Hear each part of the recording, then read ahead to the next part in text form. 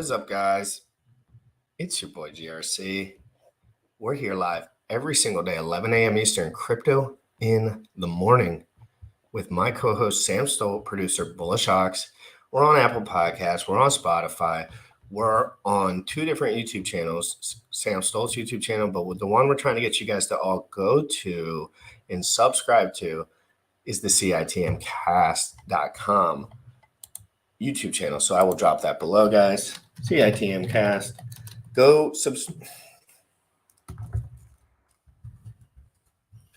Didn't plug in my keyboard. But CITMcast.com. Go to that website. Smash the sub. When we get to 1,000, we're going to switch over. Anyway, let's get to business, guys. There's a lot going on in crypto, bro. Bro, full-time crypto, bro. I understand why people just want to buy BTC and ETH sometimes, bro. It's hard. And I'm not saying it's hard like, oh my God, like it's just, but it's like, man, sometimes buying ETH and just accepting that 25 or 15 to 20x in 2 years is just like better because you're just like, oh, it's a lot of work sometimes. But we do a show every day and we're learning and we're here to learn. So we focus on all the little stuff. At least I try to. And it gets complicated. It gets sticky. Things change in crypto constantly. You can go from 100 transaction confirmation to 1,500 transaction confirmation just like that. And your whole game's changed. But, oh, they're saying cool hair. Whoopsie. I think I had a hat on or something. So, but we're going to talk a little bit about Hedron, Icosa, Hex. We're going to talk a little bit about the macro. We're going to talk a little bit about crypto as a whole right now. Like a lot of things are going on. Once Elon's name starts getting fluttered around again, things get a little buzzy up in the streets. Crypto streets have been dead. And I'm starting to feel a heartbeat. Starting to feel a little heartbeat. BNB, $330 was $270 last week. Hex making a little bit of a run. Ethereum really pushing high right now from what I thought would have happened. Totally deflationary in nature now, less energy usage. Obviously, the dynamics are changing. Is this the flippening? Are we about to hit the flippening? Guys, we got Sam. We might have a special guest, John McCoy. He confirmed, but, you know, things happen. I don't know if he'll be in here in 15 minutes, 20 minutes, but I want his take on the macro, period, end of story. And I want to know what Sam's thinking about, guys. So let's talk. I'm going to try to keep it calm. Keep it cool. We got stuff to learn. Crypto in the morning. Let's get organized. Let's focus. Let's get focused. We got to get back to the, Doge chain, all the stuff. Got to get back. Let's get back, guys. Crypto in the morning, the best DeFi rapper in the history of the world. DeFi proof. Let's go. You already know what time it is. Crypto in the morning. Crypto in the morning. Crypto in the morning. Waiting on phone. Crypto in the morning. Crypto in the morning. Ready to take notes. Crypto in the morning. Crypto in the morning. Crypto in the morning. Waiting on phone. Crypto in the morning. Crypto in the morning. Ready to take notes. Smoking a blunt on my way to the gym. 11 a.m. and I'm already tuned in. Got me some hex and I'm making a stay. Got me some hedron, I'm making it rain. Pay me some maxi and that's just in case. GymRatCrypto sent me to show you the way. DeFi proof. Crypto in the morning. Crypto in the morning. Crypto in the morning. Waiting on phone. Crypto in the morning. Crypto in the morning. Ready to take notes. Crypto in the morning. Crypto in the morning. Crypto in the morning. Waiting on phone. Crypto in the morning. Crypto in the morning. Ready to take notes.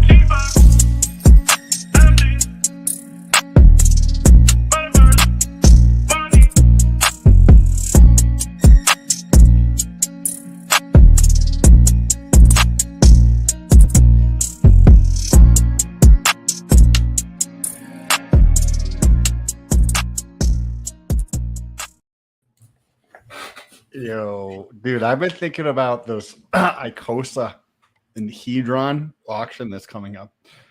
Have you really, though? Has it been popping into your head a lot?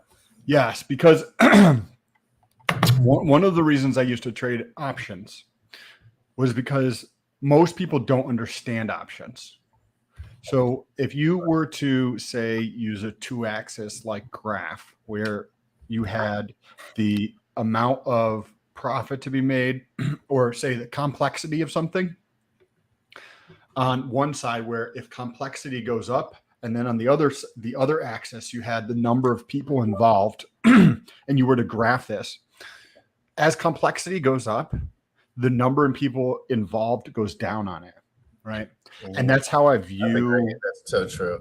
That's how I view options. And that's why I chose to get into options versus, say, bonds or stocks, because when it's simpler, there's more people involved, which means that reduces opportunity, right? So, Or like, it depends. Like sometimes people in crypto make something that's simple, not simple, by doing it way too much and regurgitating things back and forth.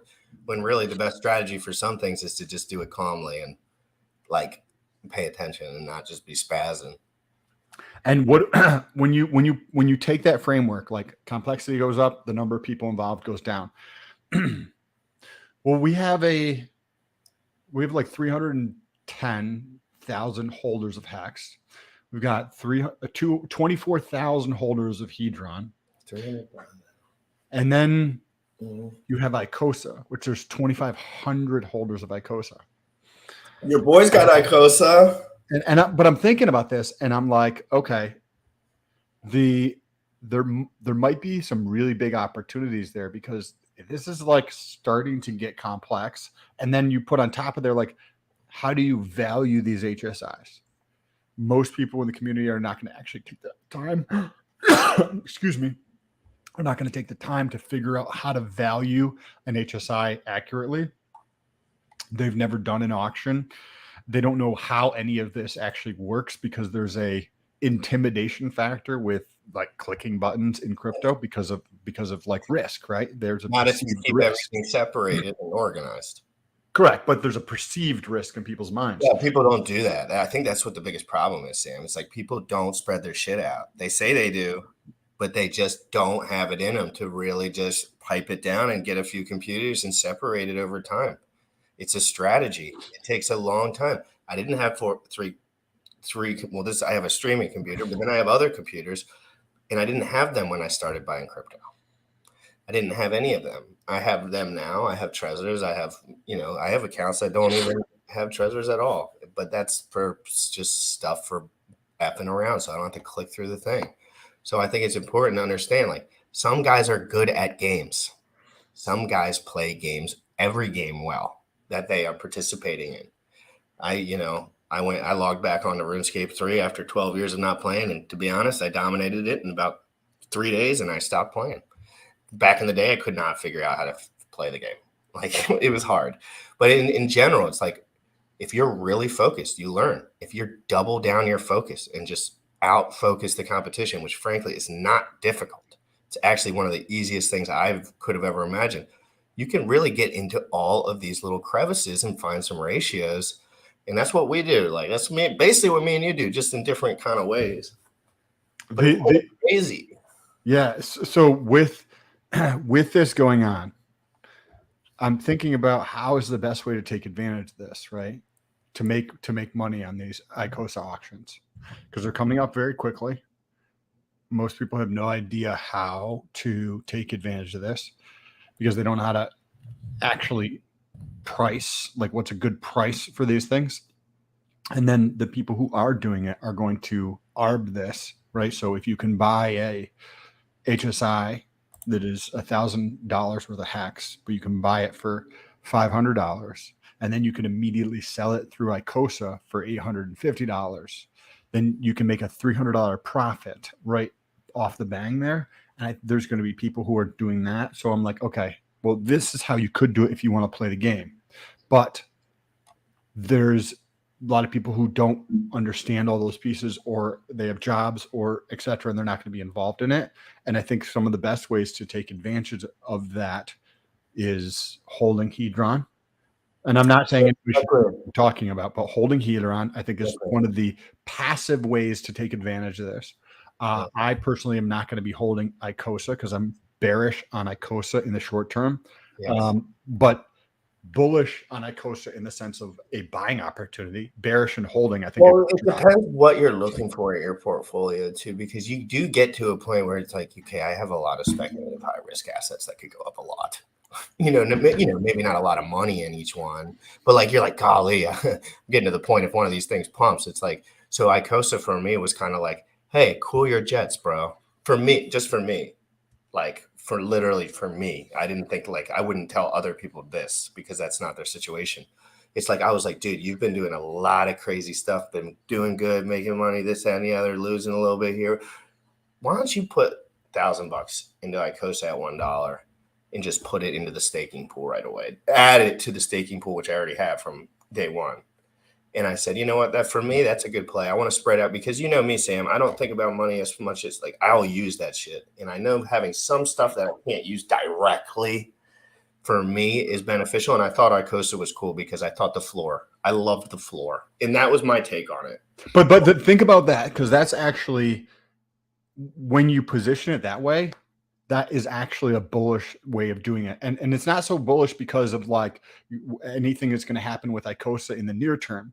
It's bullish because if you're listening to this and you have when you get crypto or whatever, and if it's not staked, you move it from here to there, or you spend it, or you do other things, then buying Icosa and staking it, or buying something and staking it to remove that capacity from you to actually play with the funds, that's actually a good, I would say that's a good move for people who do move their money around. I've done a lot of that with Hedron, to take Hedron out of my hands. Not that I want to do anything with it, but I might as well earn some yield on it, right? Yeah, so put that. If you like the asset for the year, 2 year, 3 year, 4 year, come on. I mean, you're allowed to F up on a stake and have it 3 years later and be like, oh, whoopsie, I effed up so bad. You know, like I have all this Hedron and it's 4 years later and it's a completely different market.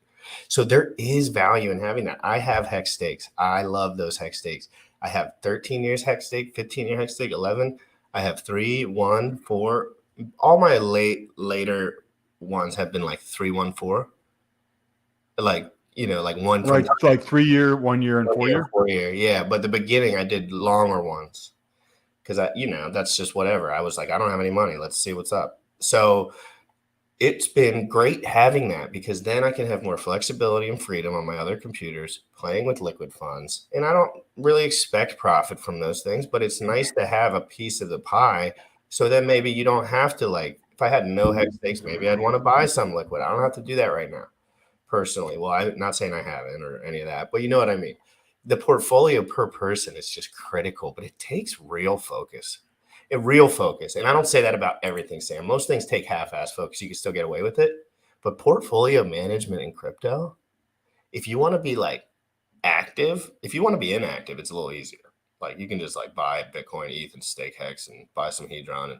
But if you want to be like, what's up? I want to know everything. I want to have Zen coming out on every chain. I want to have all these opportunities or whatever. Like it takes a lot of good effort, but I can tell you what, it's fun. It's good fun. Yeah, I agree. I plan on over the next couple of days figuring out, by the way, there's 90 something people watching. If you guys are aware of this, I think building a tool for this, and I haven't taken the time to look into this myself, but building a spreadsheet where somebody can punch in their HSI, like what is the HSI that's coming up for auction, and then how much Icosa they could sell that for. I'm pulling it up, bro. Because that's what a lot of people would use. Show the website where. Talk to the chat real quick. Yeah. LP Ripper super chat. There's someone said there was a super chat. No, I don't see a super chat here. Oh, happy Pulse Halloween. Whale, $10. Where did that come from, man? That was right before we started. Oh. I didn't see it. Pulse Whale, what's good, Chi? Pulse Whale, thank you so much. I hope you are actually a Pulse Whale, and I hope you protect that sweet nectar so your boy GRC can get on that. And I have some Pulse coming in too. But thank you so much for the support. I really appreciate it. And guys, me and Sam aren't the most for holidays. I forget. We're both like, he's not a bachelor, but like we're not super holiday-y or whatever. And I forget about Halloween, but happy Halloween. If you have children, it's awesome dressing up, going and be safe. Make sure you're safe. Don't let those little niños run out by themselves if they're too young. Remember, some people be weird as hell out there. So make sure you watch your niños. You have a great time and be safe. That's critical safety. And yeah. Thank you, Paul Smith. Thanks for the support, everybody. LP Ripper, show the website where to bid on the HSI auctions. The Hedron website just keeps spinning, loading advances. LP Ripper. I think it is Hedron.pro. I think it's just Hedron.pro, but my Chrome browser does not work like you're just mentioning. It just keeps spinning. It never loads anything. I think I have to use Edge or Mozilla for it to actually work, or you can try clearing your cache in your browser to try to get to see if that will work there. There's also, if you want to see how many HSIs have been sold to the contract, the ICOSA contract, hsiwatch.com. You can also go through there. There's about 6,600 HSIs have been sold to the ICOSA contract. That's a lot of Hedron that's going to be burnt. If you assume that people are bullish on buying Hex. Okay, GRC, let's walk through. This is my streaming computer. There's one HSI on here. Let's talk through this. What is it? What do we got here? So we're on here, ICOSA, app.icosa.pro. I did a little baby HSI when these things came out because I wanted to show people live how to do it. And here it is. So we have 49.2 B shares, 380 hex I did at the time, guys. So 380 hex, 5,555 days staked, 49.2 B shares, Hedron bonus, 0x, mintable Hedron, 3,788, and advanceable Hedron, 273,000. ICOSA value, 12.03 ICOSA. So that tells you that's how much ICOSA you could get by. If I pulled it right this second. So it would do sell HSI, HSI token ID 2259, total ICOSA value 12.03 ICOSA, Quattro Cinco bonus 1.09 ICOSA. Okay. Okay, you get the bonus, Sam. Forgot about the bonus for doing the 5,555. That's why people do that, because there's a bonus, 10%. So that's how it gets to the 12.03. Right. Okay, so 12.03. So let's do the math on that real quick. For only 555 stakes. So you staked 380, right? That's what that number says? Hex. Yes, 380 hex. So 12.03 divided by 380, you get 0.0316 blah blah blah blah blah per hex. So say on a 1,000 hex stake or a 10,000 hex and it was stake, 49.2 B shares is what that comes out to. For the 380 hex staked 5,555 equals 49.2 B shares. So 49 Hedron per day you're earning from this. Okay. So if this is, and I know it's slightly different because it's going to be based on the burn rate, so it's going to fluctuate. But if you have a similar duration, similar timing of the stake for a 10,000 hex, right? 10,000, not 380, but 10,000 hex. If you use the same math here, then you'd be getting about 316 ICOSA. So 316 ICOSA, right? What is the current price of ICOSA? I'd like to look at that too. So I'll pull it up real quick. I'm just going to pull up Nomics real quick. I'm going to guess 1.3 or 1.29. 14825. 148. Oh wow, still pushing upwards, Sam. Yeah, it was a little bit of speculation on my end that the sell pressure couldn't be too extreme because I feel like some people are doing some things that I can't really know exactly what's going on. But I know people that are super, super, super passionate about this stuff at this point, like a lot of them too. And, their plans, to me, I like to think of magic carpet rides rather than going down. And this is one of those things that has a cool little floor for me. And I'm not saying it couldn't return to the floor that I bought it at, because it totally could. But I feel like it's doing awesome. I feel like it's cool and it's awesome and it's real and it feels like the price that it is to me. So let's run through some of this real quick on just yours. Thank you for pulling this up.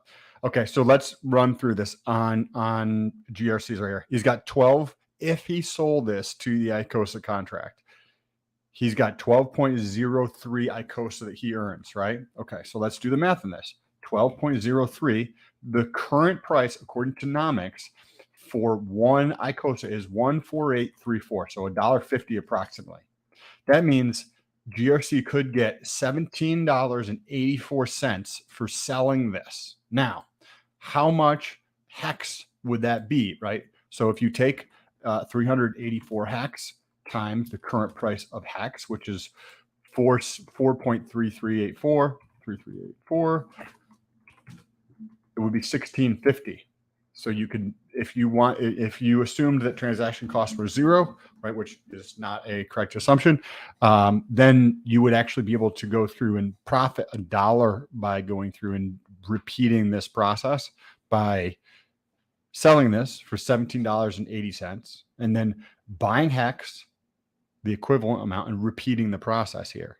So I wish that there was a calculator. Does anybody know where there's a calculator that maybe that guy's spreadsheet, the Excel spreadsheet would help? But it's, again, me and you, producer bullish is sick still, guys, and so me and Sam are trying to do the best we can while making it a audio friendly show as well, because most people just listen.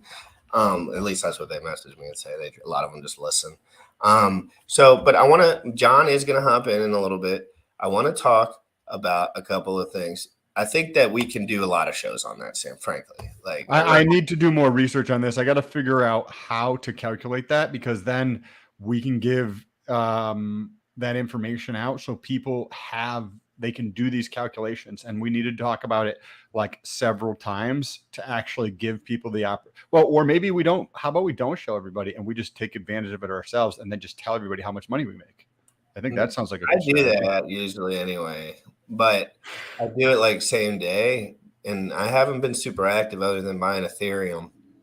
No, I'm kidding. I'm kidding. If once I get the answers, we'll cover it on the show live. Well, yeah, only the guys that will understand what we say will find that information anyway. So it's like the guys that won't, if you say it, like the same guys that would probably know it, other than a few, will, because guys look for stuff, and there's a good amount of information on the internet on this stuff now, for real. Like there's other channels, there's other guys. Guys, we got Hex Hangout in the house. Sam, I want to transition to the macro. I want to know something about what's going to happen. I got a lot of crypto. I got a lot of stuff now. I want to know if it's going to go to zero. I want to know if I can buy back lower. I want to know if it's rainbows. And when I want to know, people are starting to wander in the streets around here. Frankly, I'm starting to see wanderers like crazy and getting a little cold. Are we going into a 3-month nuclear bear market before we see upside? I want to bring John McCoy on. He's the Club Cats CFO, guys. The Club Cats CFO. You don't get that every day, my man.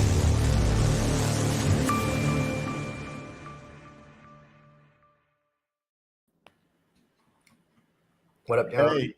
Hey. How you doing? Doing good. How about yourself? Been a while since we've seen you on the show. Right? It's Halloween, so I have a tutu on the bottom layer. Oh, of course.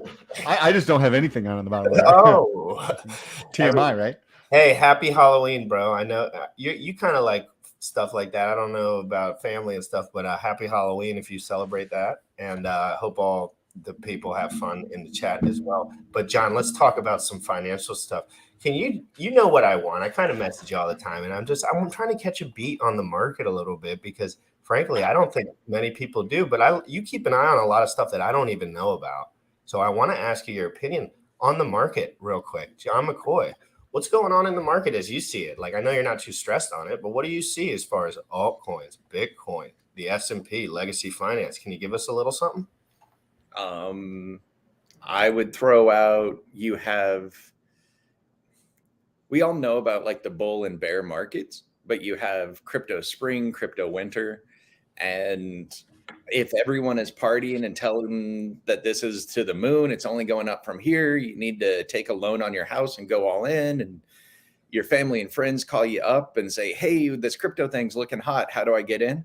That's when you fucking sell. And when people call you up and say, hey, this crypto thing is down, are you okay?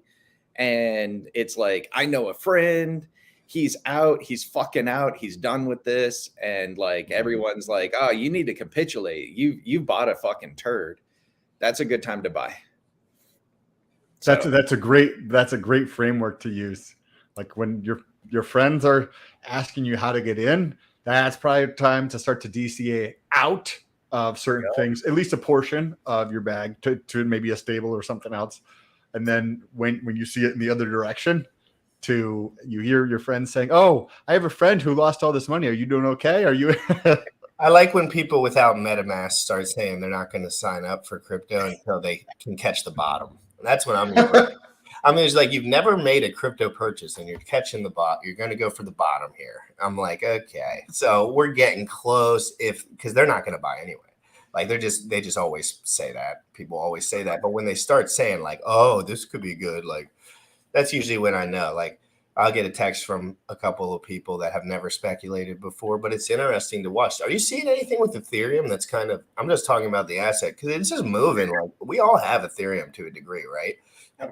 It's moving pretty strong comparatively to some other things, in my opinion. Have you been noticing that a little bit? Yeah. I mean, the merge is a game changer. It's a sleeping giant. But can you talk about that a little bit too? Sure. So there was a previous EIP 1155. It kind of kicked up the burning, and that combined with the merge and getting rid of the miners has totally changed the tokenomics. So you could think about every block that's mined, you're paying out 2 ETH, say. Every block, you're paying out 2 ETH. And every couple of seconds, there goes another printed 2 ETH. That's going to turn into selling pressure, right?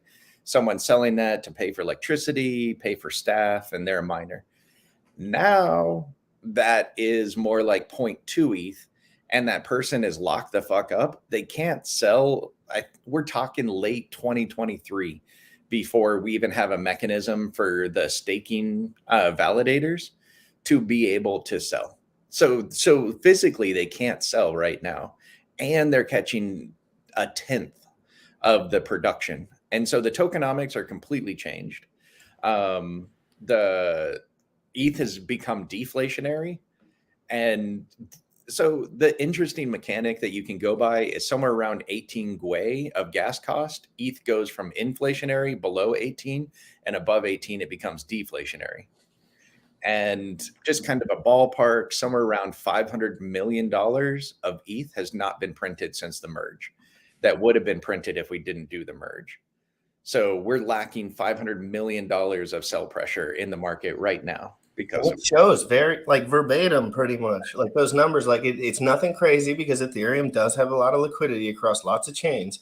But I mean, you can see it. It is step up, like a step up. When we were thinking before the merge, 450 ETH, 600 ETH, 700 ETH felt like so in the game for me. And now I went from like not speculating to like being a buyer, like within like really fast.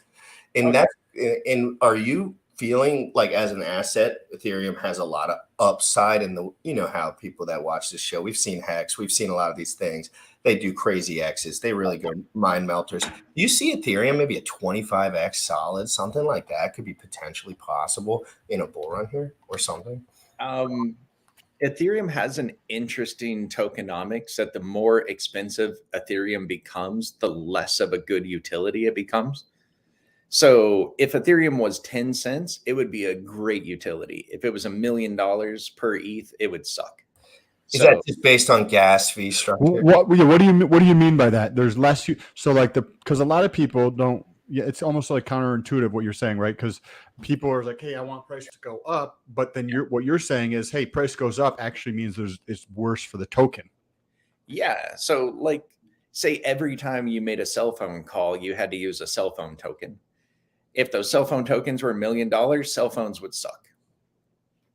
So yeah, if it kind of helps to split apart thinking about tokens as money and tokens as utilities, like Amazon Cloud Services is a utility.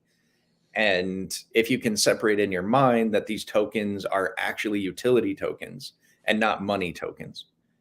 So yeah.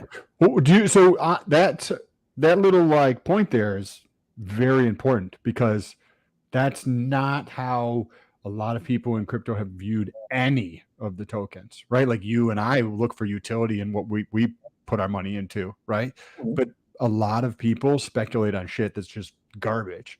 And do you think that we're finally like going through a period where we're shifting more towards people being like, hey, I'm only going to put my money into utility? Obviously, No. we're maybe like ahead of the curve on this thing, but is that something you see happening? So you're going to catch a new type of FUD. And this new type of FUD is garbage coin A did 10x, and it's going to do another 10x next week.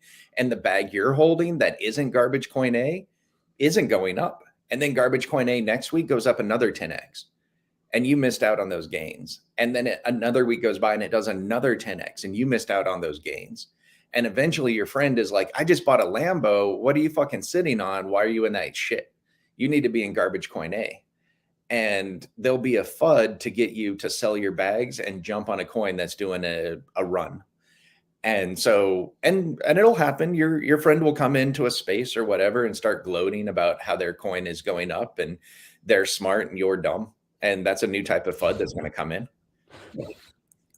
Yeah, 100%. Where do the legacy markets coming into play have when it comes to Ethereum? Because if I'm a legacy guy, I think I'm willing to speculate on Ethereum if I'm allowed to. I don't know if they're allowed to, but like at this point, I'm like, yeah, okay, I'll speculate on Ethereum. Probably nothing else other than Bitcoin.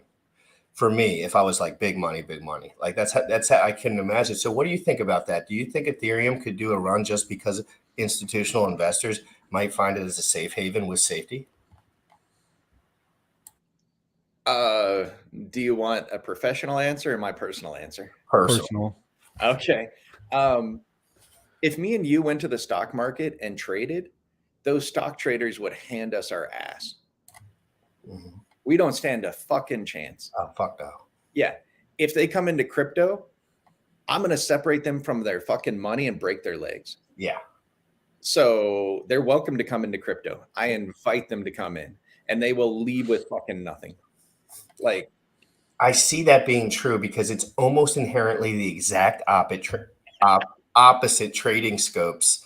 Like you can't know what they know about the direct trades of the S&P when you're not looking at it 24/7, but you cannot know about 7,000% pumps and 90% drops. Like you cannot know that. They after the first 100x, they'd be like, "There's 0% chance this goes up. Fundamentally, the value's too high." And someone's just like, "You're an idiot, bro. There's no liquidity, bro. We just took it out, bro." But that money, the money is still going to come trickling in, though. It's gonna, and then it's going to be like a landslide, and then a tsunami of like money that just flows in. Balls, and they all buy that instead. I mean, practically, if the banks come in, they're not coming in fair. They're coming in with OTC transactions. They're making sure that the team that built it is good, and they're like basically like. When they come in, it's more like a company purchase.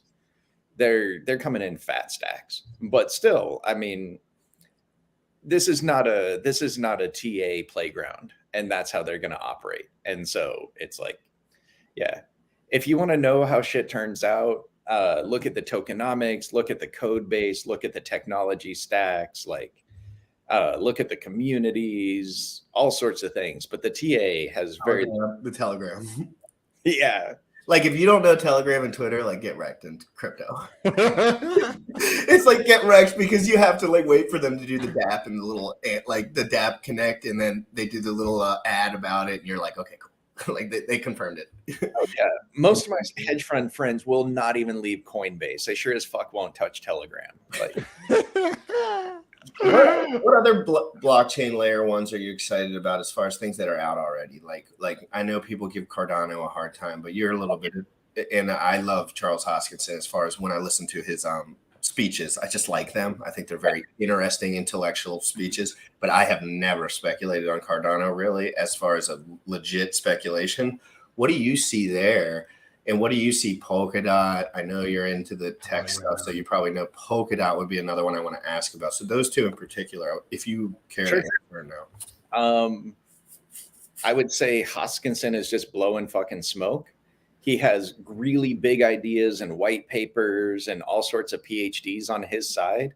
And when push comes to shove, he doesn't have any fucking developers. His dApps are slow to come out. Like it's all just basically ivory tower garbage. I mean, it's like he's When you say ivory tower garbage, what does that mean? You know when you may have not worked at a large company, but when you work at a large company and somebody says, "Oh, hey, this is how we're doing it," and you're like, "Why are we doing it this way? It's actually worse for me, the employee, and it's worse for the customer to do it this way." And then you're like, "Oh, well, somebody at the ivory tower made that decision." It's effectively somebody at the top who doesn't have any.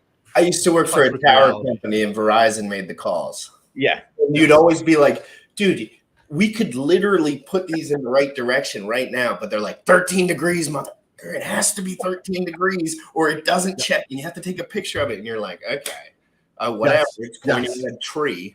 And you're like, okay, cool. Crank it. You're like, we just did 50 hours of work and pointed that $50,000 satellite at a tree. Right. And that's what you're getting with Cardano. You're getting someone that wrote white papers that didn't do implementation. Yeah. Polkadot, it's a dark horse. Its technology has lots of potential.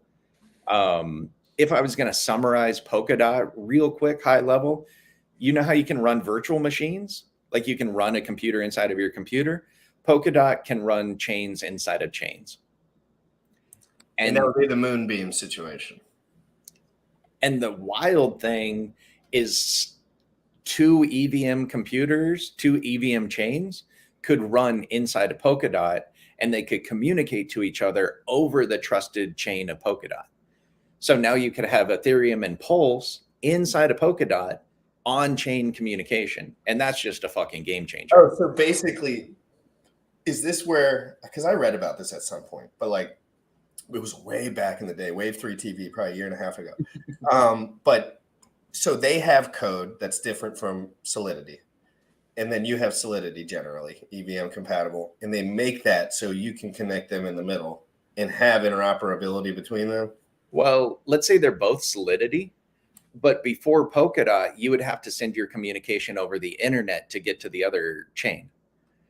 And now you can do cross-chain communication on-chain. Orca, what's good, bro? Hell yeah. Hey, real quick, shouts out to Orca. He's all over Twitter. He's acting a fool. He's doing whatever he wants. I love it. I watch all his stuff on Twitter. It's amazing. But you should come on the show too, bro. Tell us about Chia. Mm-hmm. Dude, don't Orca, don't you bullshit. I went in Orca's DMs and said, I want episode about Chia, but he's super busy. Like he is super busy. He tells me all the time he's super busy. So I'm sure you could find someone from Chia to come on. That's probably on my end. He probably suggested a few people and then my ADD took over. And then I was just like, whatever, because producer bullish is my rock. I like to call it ADD multitasking. It's like, yeah. Just talking to all my bros all day long, and then whichever one's talking about the coolest shit, I'm like, cool. Yeah. So I'm gonna send a link to Orca, but where were we at with the Polkadot stuff? And Sam, do you have any questions? Because I know Sam's that's not been on his scope too much. Polkadot, and I don't know anything about Polkadot. Is that similar to how like parachains work with Polygon? I don't know how parachains work with Polygon, but definitely they have parachains inside. I mean, Polygon could be a parachain in and with Polkadot. Yeah. But the reason it's a dark horse is tech is fucking hard. And it's like making a wheel after 100 years of making wheels is real easy. Making the first wheel is real hard. So, I mean, take the Ethereum merge. That took what, 4 years from when they thought? Like, they're like, okay, we have it in hand, and it takes them 4 years to get it in. So it could be 4 years before Polkadot has something that's launchable. So, I mean, so given what you said earlier in regards to, the price going up reduces the utility of a token. Agree with that, right? Well, as that plays out, right, it shifts where players are going to want to be in the marketplace, right? Mm-hmm. And so that the store of value can change, right? So a lot of times people think of that as Bitcoin, right? So instead of having the store value be Bitcoin, if Ethereum, right, if I would guess maybe in the next 12 to 24 months, Ethereum bypasses BTC in terms of market cap. And as the utility of the token comes down, because now fees are just way more expensive, assuming that sharding takes several years and like all the other, implementations to drive down the costs of it. Sharding is not your primary reduction. You're looking at ZKs and ZK rollup, ZK proofs. They're basically able to package hundreds of 800 transactions inside of one. So a ZK roll up versus the other, you said ZK, there's like ZK proofs. Yeah. Proof. Yes. Okay. Can you talk about both of those? So I know it's like ZK is zero knowledge, but like I don't know fucking anything about that stuff. Yeah.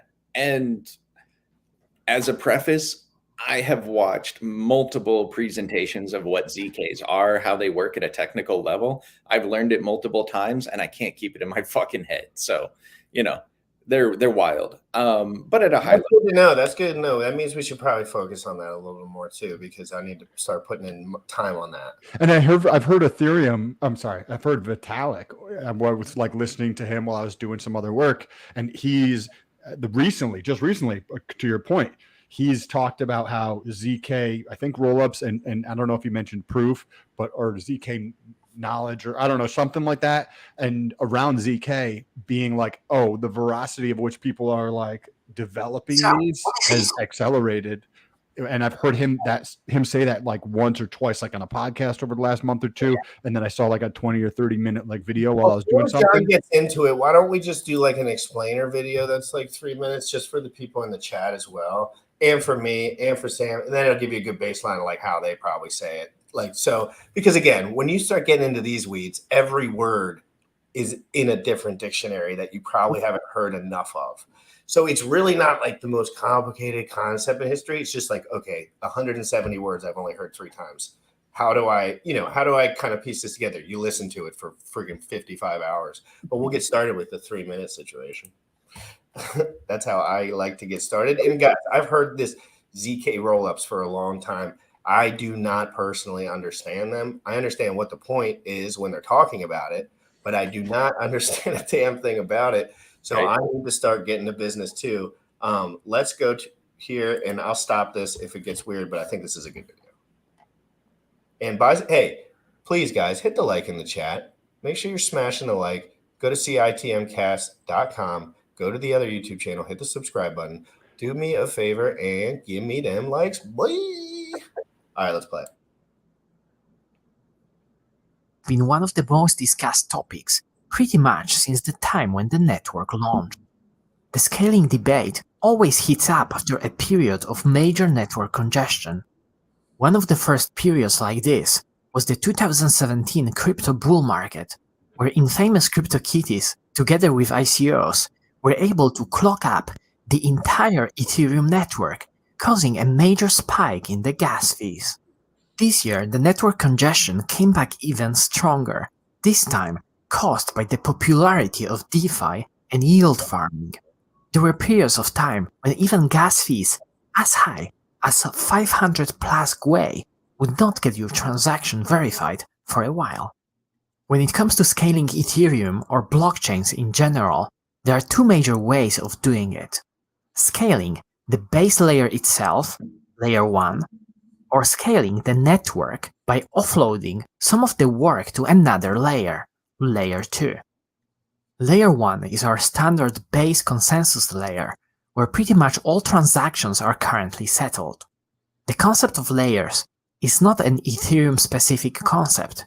Other blockchains such as Bitcoin or Zcash also use it extensively. Layer 2 is another layer built on top of Layer 1. There are a few important points here. Layer 2 doesn't require any changes in Layer 1. It can be just built on top of Layer 1 using its existing elements, such as smart contracts. Layer 2 also leverages the security of Layer 1 by anchoring its state into layer 1. Ethereum can currently process around 15 transactions per second on its base layer. Layer 2 scaling can dramatically increase the number of transactions. Depending on the solution, we are talking about processing between 2,000 and 4,000 transactions per second. How about Ethereum 2.0? Wasn't that supposed to scale Ethereum? Yes, Ethereum 2.0 introduces proof of stake and sharding that will dramatically increase the transaction throughput on the base layer. Does it mean we don't need layer 2 scaling when Ethereum 2.0 ships? Not really. Even with sharding, Ethereum will still need layer 2 scaling to be able to handle hundreds of thousands or even millions of transactions per second in the future. This is also where the famous scalability trilemma comes into play. In theory, we could just skip layer 2 entirely and focus on scaling the base layer instead. This would require highly specialized nodes to handle the increased workload, which would lead to higher centralization and, therefore, lowering security and censorship-resistant properties of the network. Sticking to the fact that scalability should never come at the expense of security and decentralization, we are left with a combination of layer 1 and layer 2 scaling going forward into the future. Layer 2 scaling is a collective term for solutions that help with increasing the capabilities of layer 1 by handling transactions off-chain. The two main capabilities that can be improved are transaction speed and transaction throughput. On top of that, layer 2 solutions can greatly reduce the gas fees. When it comes to actual scaling solutions, there are multiple options available.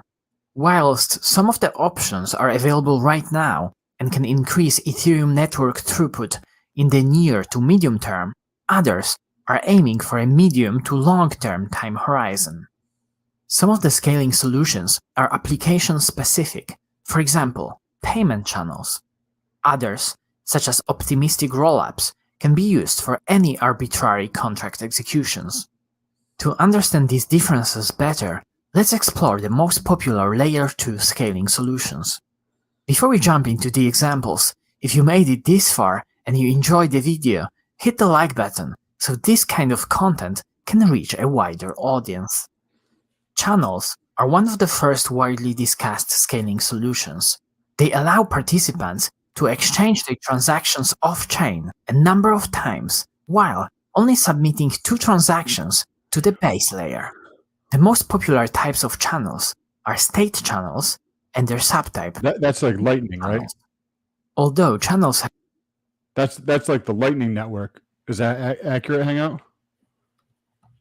Oops, you're muted. Yeah. That's the Lightning Network. So I just wanted to ask you on this real quick. It sounds like, and please give me your thoughts if it's different.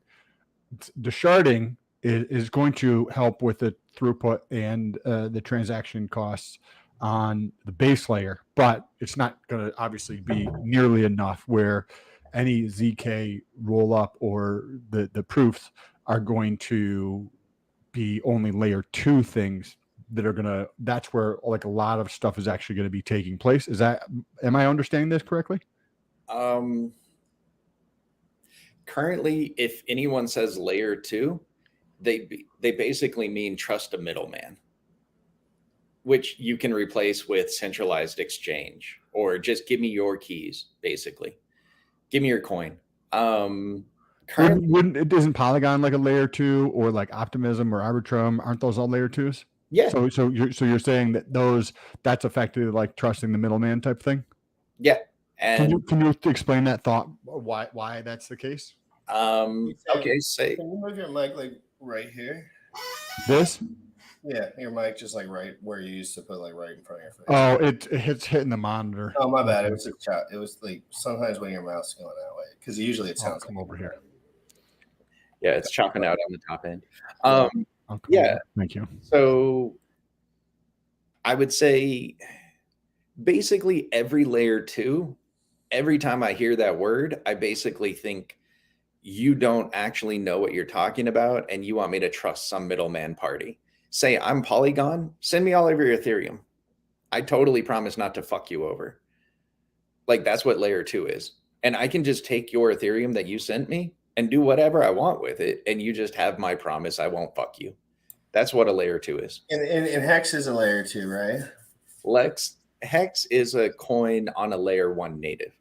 So like, yeah, you don't, but you build on Hex too, but it's like, yeah, so kind of asset. So you could send your Hex to Polygon and you could kind of think of that Hex getting wrapped or ending up in a bridge. And now you have Polygon, you have bridges, you have all of these middle things between you and your bag. But you could say the same thing about a liquidity pool in like a DeFi scenario. Like, like basically everyone that buys Hex is at the mercy of the rich people that have all the ETH backed up that they could put to the house at any time if they had a real reason to or wanted to, or someone didn't like anyone or something. And they have more than I do personally. Like for me, as far as liquidity is concerned, like I'm relying to a degree in the success of Hex to make my ETH that I traded for Hex like still valuable. Well, but if you separate Hex the price and Hex the token, so Hex is a utility token. You have 100 Hex. If you send that to Polygon and a bridge, Polygon and that bridge can just fuck you and take your Hex from you. Right. So it's just more secure. Yeah. Like not your keys, not your coin. And when you send something to a layer 2, it's not your keys anymore. Right. It actually leaves your MetaMask. Yeah. Into there. Yeah. It's gone. Like if they implode, it's gone. And so layer 2 is kind of just, you can do everything through layer 2. You can do anything. I'll be right back. Okay. You're good. Yeah, basically it's all like most of the time when you hear layer 2, it's just someone blowing smoke up your ass. So sharding is different. Sharding makes like a layer 2 Ethereum copy clone kind of thing. It makes like a Ethereum virtual machine network of multiple Ethereum virtual machines. And so anyways, we're a ways away from sharding and layer 2s. I mean, even Vitalik, when you watch his most recent stuff, gives it a few years, and that's not bullish for time. Yeah, but ZKs are more like, say you had a bookie and everyone was placing a mad amount of transactions with the bookie. You could fill out a long ZK form and the bookie could send that whole form in at once. That's what a ZK is. Oh, that would be lit. Yeah. And so you have something like OpenSea minting 10,000 NFTs. You might be able to put that 10,000 NFTs into 10 or 20 rollups. So yeah, go for it. So let's watch the last couple minutes of this video. The last portion is ZK rollups. Nice. For the last 2 minutes. So we'll go ZK rollups. We have optimistic rollups here on the right. Let's see what Mr. Hand has to say. Though faster and more efficient than optimistic rollups, do not provide an easy way for the existing smart contracts to migrate to layer 2. Optimistic rollups run an EVM-compatible virtual machine called OVM, Optimistic Virtual Machine, which allows for executing the same smart contracts as can be executed on Ethereum. This is really important as it makes it easier for the existing smart contracts to maintain their composability, which is extremely relevant in DeFi, where all major smart contracts were already battle tested. One of the main projects working on optimistic rollups is Optimism, which is getting closer and closer to their mainnet launch. When it comes to ZK rollups, Loopring and Diversify are good examples of decentralized exchanges built on layer 2. On top of that, we have ZK Sync enabling scalable crypto payments. Rollups' scalability can also be magnified by Ethereum 2.0. In fact, because rollups only need the data layer to be scaled, they can get a tremendous boost already in Ethereum 2.0 Phase 1, which is about the sharding of data. Despite a spectrum of layer 2 scaling solutions available, it looks like the Ethereum community is converging on the approach of mainly scaling through rollups and Ethereum 2.0 Phase 1 data sharding. This approach was also confirmed in a recent post by Vitalik Buterin called A Rollup-Centric Ethereum Roadmap that I will link in the description box below. In our future videos, we'll explore the base layer scaling with Ethereum 2.0 and how both Layer 1 and Layer 2 scaling can help with making decentralized finance more accessible to everyone. Stay tuned by subscribing to the channel. So, what do you think about Ethereum's approach to scaling?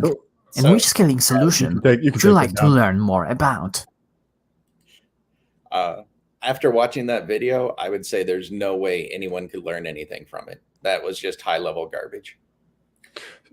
So is there any layer ones out there then, other than Ethereum, that you kind of like trust? Because you know that security is a big thing for you. Well, I trust them. I mean, would you trust a homeless person with 5 pennies? No. I mean, what are they going to do? So you're basically saying if the liquidity in something is high enough and there's enough action and volume, like, is that really like what makes something at the end of the day more secure? Obviously, it has to get to that point. So, like, well, that makes it more vulnerable. That's why shit gets popped at the top of the bull market. So Ethereum is more vulnerable if it's more expensive. So DeFis do really well when they have $1 million. DeFis kind of have trouble when they get $1 billion, and DeFi gets fucked when they have $10-20 billion. What do you think about Binance? Like, for real, like, we all use Binance pretty sparingly, to be honest, but like I definitely use it. I definitely think it's cool. I definitely like the cheap fees. I like to play around too on occasion. Like, I'm not Mr. like, we'll never do anything. What do you think about that from like the way that I presented it? But I know people that put so much money in there. What's your opinion on Binance Smart Chain in general? I mean, it's your bag. Do whatever makes you happy. Like, I mean, I don't know. I don't respect the chain or the institution. I mean, I don't know. But as like an average investor, would you say, like, from a safety perspective, like, it seems like, you know, it just continues to kind of move up and to the right, like, you know, like pretty steadily, like everything that we like. And I don't see too many things that trend upward really at all. So it almost speaks to your point, but it totally dodges it. If you look at scams on Binance, they fucking flourish and they replicate. And Yes. And in the Hex and Pulse community, they get their shit kicked in. Yes. And so if you're investing in the community and the development of the community, you get what you fucking get. What do you think about, like, have you heard of the ZK Sync they're supposed to be launching? Yeah. And also, like, they have a deal with V3 Uniswap, so you'll be able to have, they are going to have a license to actually have it run over there as well. And what do you think of ZK Sync? Supposedly around today, we're supposed to finally have native integration of ZKs inside of Ethereum. So now, instead of writing your own code and getting it audited, you can just leverage Ethereum's ZKs. And that is a game changer. And for the last 6 months, everyone has been hot on developing ZK rollup, ZK sync, ZK zero knowledge proofs. If anyone is listening that's developing on those, optimistic looks vulnerable. I mean, I would just stay away from optimistic rollups. You have some, like, there's some divergent paths that can fuck you over. So I would just stay away from those. But over the next 6 months, you're probably going to see 25 or 30 zero knowledge rollout, 30 knowledge projects come out. Do you like, you know, from your personal standpoint, if you're putting money out there, you are like, the gold standard is the Ethereum for you and your point of view from a security standpoint? Well, I mean, security shouldn't slow you down. It shouldn't stop you from jumping into things. Security should make you more stable and more secure and more able to take care of the people you're doing business with. So, I mean, if you have $100, do whatever. Yeah, that's kind of that's like how I feel about it too. It's like I have money and security involved in Ethereum chain, but really on every other chain, I don't have those things involved. It's more so like, well, that's not true, like to a degree, but for the most part, I have computers that I get serious with for finance. And then I have like, oh, I want to play around and learn this stuff and like V3 this, V3 that, like play around. And sometimes that ends up being profitable, but that's not my goal when I'm doing it. And that's the critical part. It's not like, oh man, there could be 100x ROI. And then the next month you look and you're like, what the heck, I got 100x ROI? Jesus Lord, have mercy. And then you dump it. You like, like you don't play with that kind of stuff. If you see something blaring, some people start speculating again. I'm like, bro, you bought it 100x the rate of that stuff. Right. Sam, if you have another question, go ahead. But I'm going to mention one thing.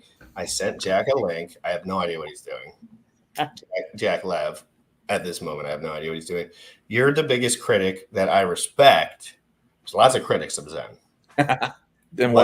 But there's none, very rare, that I actually am like, oh, wow, what, let's get some insight, talk and be friendly. And like, I do want to be cool about it. Like, that I didn't spend a bunch of money on it. I ain't looking for gold.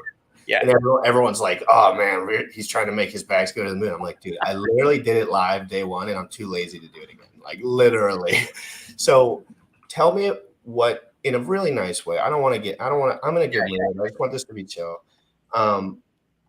About Zen Crypto, talk to Sam, talk to the people in here. You have some points on it. You obviously don't know the future. Like you can't tell everyone what the price chart's going to do forever, blah, blah, blah.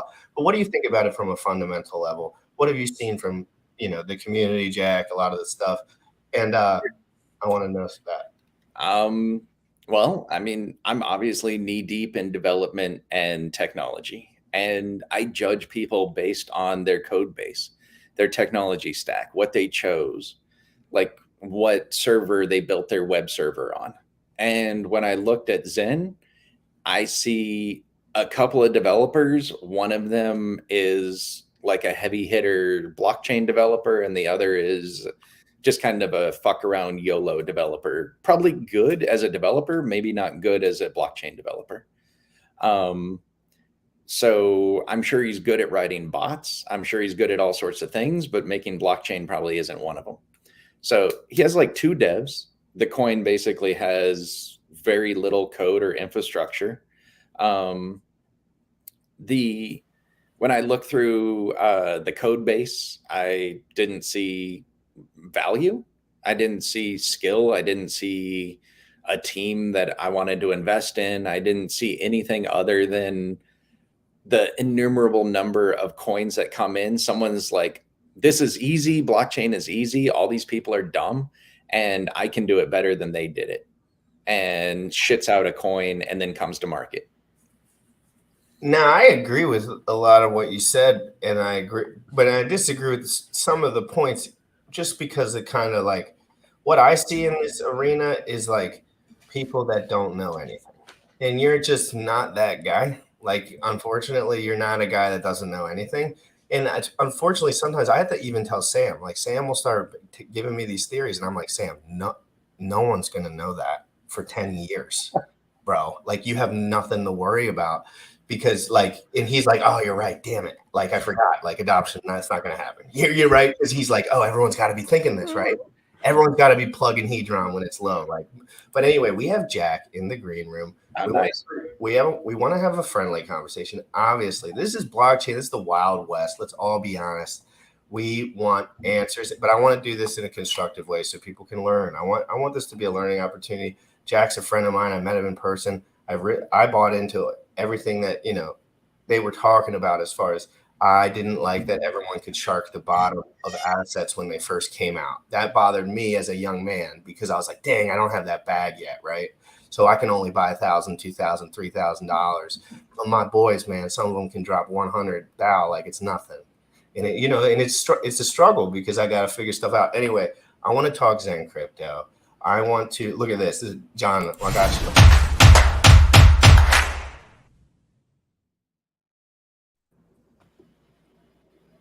What up, Jack? Hey, how's it going? I was muted. Good to meet you. Meet you too. Hex Hangout, Jack Levin. These both friends of mine, and Sam Stoller. You've met both of them at this What's up, point. Jack? How is everyone Hey, doing? Sam. Things are awesome. I have about 5-10 minutes, guys, because I have to drive my kid to school. So That's perfect. I've got 5 minutes left, and then I have to go to another call. hit me with the hard questions. Well, then I'm going to give you an opportunity to ask him a question, so I can just stay out of this because I just want to learn here. So if you have a question, and this is all friendly stuff, so let's just Sure. I guess just to jump into the technical nitty gritty, Zen had a code commit from an outside developer that identified blocking bots on the minting, the transaction origin equaling message sender. And this would have mitigated mass minting by contracts. And you explicitly allowed that and had a conversation in your Discord server of why you wanted to reject that upgrade that would have mitigated mass minting. I don't think I talked about it in the Discord server. No, I didn't say Discord, GitHub. Oh, GitHub. I don't even have any commit stuff happening on GitHub. So whoever did it was someone else. There was a developer that offered it, and you chatted and rejected the PR request. I would have to look at it. Why would you have rejected the mitigation of contracts mass mintings in? And in doing the rejection of it, you encourage mass minting by contracts. Because mass minting is part of the plan, essentially. We want it to be mass minted. So why would you prefer contracts mass minting as opposed to humans? Unless you want to incentivize just bots and contracts minting, or do you want to maximize users and humans, and you're kind of giving an advantage to bots over humans? So bots are humans. Okay. I mean, I'll go with bots that. Bots are humans, and the way where we see fairness in this is that you have to, if you have software that helps you mint, then you still have to pay gas, and that gas is pro-rata the same gas that you would pay per wallet if you were not using the software. And so technologically advanced people that can write bots and do contracts will be able to outcompete the weaker, dumber people. But they're not out competing because they're paying more for more Zen. Okay, so while one person has to spend hours and hours mass minting by hand, someone else can automate it at scale and do millions. But they have to pay for it. Or you could buy $5,000 USD worth when it's at a real low and people don't know about it. Yeah, and I do realize that in terms of money, in terms of time wasted, it's definitely a problem. And we're solving that problem by releasing the ZenFT that will allow mass minting for regular people who are not software savvy and don't have scripts to automate mint.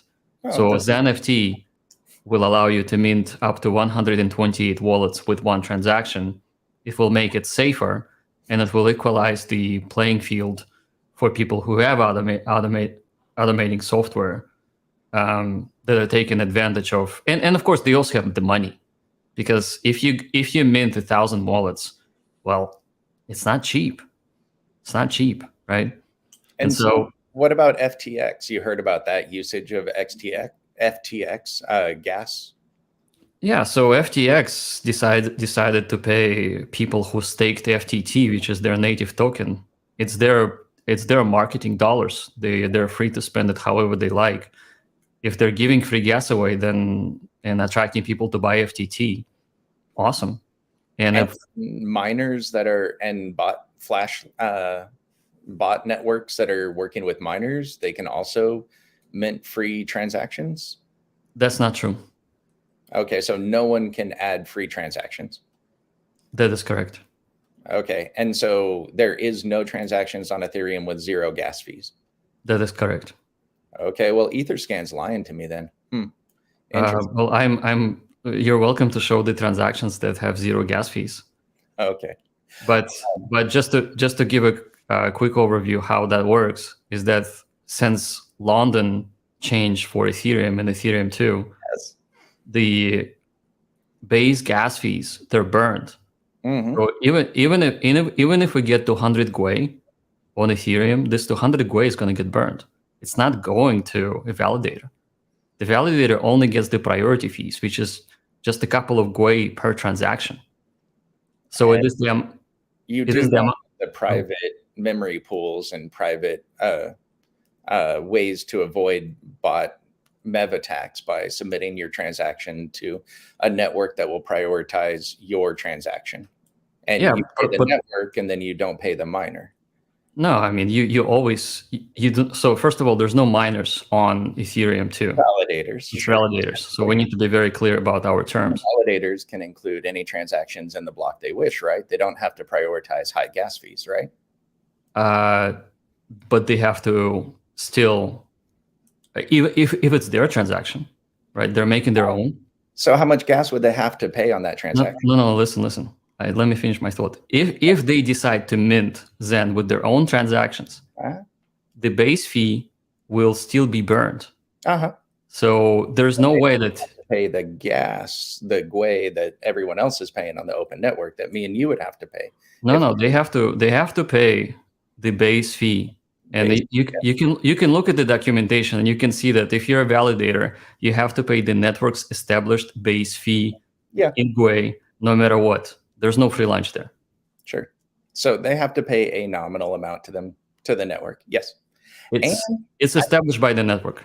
And I congratulate Zen on being able to bloat out the transactions and drive the gas fees up and turn Ethereum deflationary. Like, it has been incredibly bullish, destroying the network. Like, thank you. I think it's bullish for all of the Ethereum-based projects. It's even bullish for Hex. So I guess, have you thought through the impacts of your actions in that if you acknowledge that Ethereum is a database, you have added maybe millions of records to that database, and that now has to be maintained on millions of computers. And that going forward into the distant future, this database is going to have these transactions in there, and that there's an ongoing cost to all of these different wallets. And indeed, some systems view mass wallets that have garbage in them with no value and no activity and no human as a problem, not a feature. not a problem, because during mint, the record is deleted. So all the wallets are deleted. Not the wallets, but the records that the wallets have been creating on Ethereum will be deleted by a delete function. So it doesn't take any storage space to store all of the wallets and all of the values that are just hollow. They're not hollow. They're literally deleted. Oh, okay. I do not understand Ethereum, and it can delete all of the wallets and all of these transactions from its history and no longer maintain them. Okay. Well, the wallets themselves probably will exist as a record just by the wallet, but the data structure that Zen is creating is less than 1 kilobyte. That gets deleted at the time of mint. And the wallets with the dust in them will exist in perpetuity, and you'll have millions and millions and millions of wallets that have been minted that need to be stored as system state. Yeah, that will, if it has any sort of value in them, they're gonna have to be, well, I wouldn't say that they have to be maintained, but they have to be part of the blockchain ledger. And so you put a whole bunch of garbage in the ledger. Well, I would say it wasn't me who did it. It's you encourage people to do it by your actions. Absolutely. I think the way that we measure blockchain should not be by the number of records that the blockchain has, but rather the opportunity that the blockchain brings. Regardless of whether you did it or someone else did it, don't you take responsibility for it? Don't you have some culpability of thinking through the outcomes of your own actions? Of course, but I think this is actually bullish and very helpful. To create millions of garbage wallets is bullish and helpful for a network that has to maintain system state for infinity on millions of computers. You can call them garbage, but I would say once Elon creates the quantum computer and will have quantum blockchain, then none of it will matter. That is the dumbest thing I've ever heard. Okay, well, you need to talk to Elon. Well, guys, we're gonna be cool. But thank you guys. I think that was a good little showdown, and I think we do need to do it like they do it on ESPN, so you get the little points. That would be really fun. So next, when Producer Bullish gets out of the hospital, we'll have a point system, so when we can have fun debates. Because guys, let's be honest, none of us know the future, but it's bullish for Ethereum, and I'm bullish for Ethereum. Any network activity is extremely bullish. It's bullish for everybody. It's bullish for Ethereum holders. It's bullish for Hex holders. It's bullish for Dogecoin holders. We want more activity. We want people to get into blockchain, understand what it is. There's only 4% of people using blockchain today. If we onboard 95% of people, which is a lofty goal, obviously, I know. But if that happens, how many wallets do you think we're going to have? We're going to have billions of wallets, billions. Have you ever heard of a blockchain being damaged by network transactions? Me personally, no. Okay. Have you ever heard of a network being damaged by network traffic? Well, anything can get damaged if it doesn't scale. Okay. So I would look into EOS and what happened on EOS when a whole bunch of garbage coins came out and incentivized people to get money for doing garbage transactions for garbage coins. And it did destroy the network. Yeah, I know that story. Oh, I thought you didn't. Okay. Yeah, I thought you were talking about something else. I'm sorry. Okay. So yeah, there are garbage transactions that can harm the health of the system, and not all transactions are bullish. And doing garbage transactions are different than doing humans onboarding, and to conflate the two is ridiculous. Oh, okay. Well, the history will tell what happens. Yeah, no, and in crypto, a lot of it is about the user, right? Like it's not for me. Like from me, I'm gonna say it from my perspective, but I know you guys got to go. I'm gonna close in 30 seconds. It's about the user. It's about getting more normal people into crypto. Like, and if Ethereum can do what it says it can do, which is scale to everyone, and we're saying Ethereum because that's generally what we vibe with, then the future's probably bright. But I think in a bull market, things get crazy. So anything that has real community attached to it, it's about community to me. It's about security to me, and it's about getting more users in. And I think there's a lot of synergy, but of course there's very nuanced points that we can all argue. And it's a good argument still. It gets little nuance. Thank you guys so much for coming on. I want to make sure everyone gets their Halloween costumes on in time. Thank you. Very good to meet you, Hex Hangout. Let's talk again.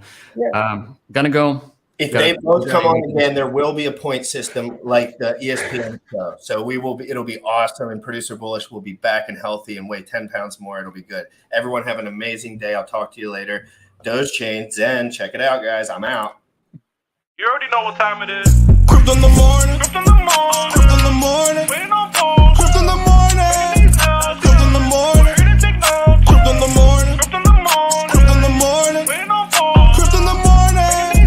Crypto in the morning. Ready to take notes. Smoking a blunt on my way to the gym. 11 a.m. and I'm already tuned in. Got me some hex and I'm making a stake. Got me some hedron, I'm making it rain. Play me some maxi and that's just in case.